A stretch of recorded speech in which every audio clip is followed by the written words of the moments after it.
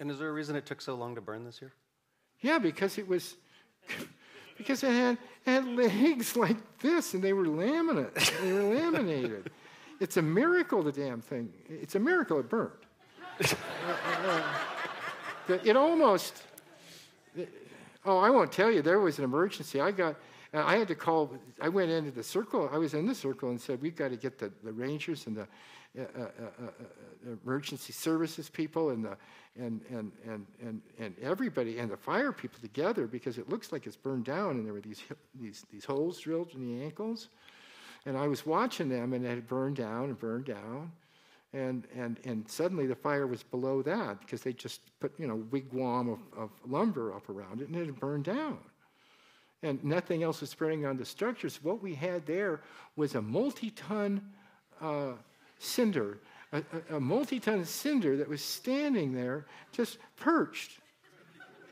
And nobody really, and I thought, well, wait a minute. What if the fire goes out altogether? And we got all these people around the circle. What's going to happen? I shouldn't be admitting this.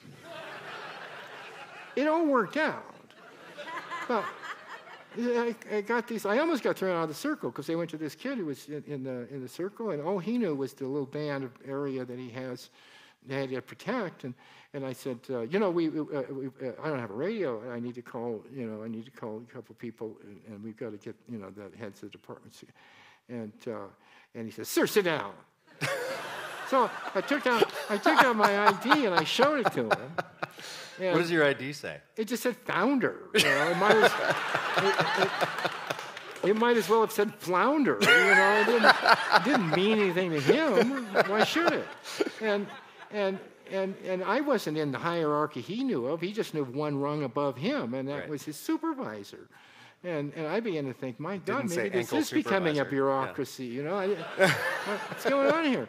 And so I said, finally I managed to, I have wanted to convince him that I was speaking from a position of responsibility. I was doing my duty, and that I was in the chain of command, and here we have a problem, and here's the problem, and we need to, and I reached out and I just touched him on the shoulder and said, "Son," because he was a young man. You get to be my age, you can call people son. And said, because son, the common touch, God is looking at me. You see, you have to realize that I care about the welfare of the people, and I have a heavy responsibility here, and you need to help me with it. And he said, "You don't have to patronize me." and then his supervisor came over, and she said that she was going to get the cops, and they were going to frog march me out of there. Yeah, no, well, not frog march me, but they were going to, get me out of there. I was just an old cranky guy. Jesus. So I finally saw my colleague across the way, and I called her over, and then we got everyone together. We talked about if there was a plan B. So this is because it wasn't burning up high in case that enough. thing just burned out, and then the people started getting antsy because they were still tied up against the line. And always when the fire was over, they got to come in. Right. And even though he was still standing, they think, well, come in. Because there wasn't the fire. The fire is very forbidding, and the heat alone is and repels. And if your brain isn't working, your nerve endings will tell you. And so generally. Yeah. And so what we did is so I said, "Is there a plan B?" I shouldn't say this, but I said, "Is there a plan B in case you see the situation?" I sketched it for them and what could go wrong. This is when the man falls. And they said, "Oh, it won't fall. It'll fall." I said, "How do you know?"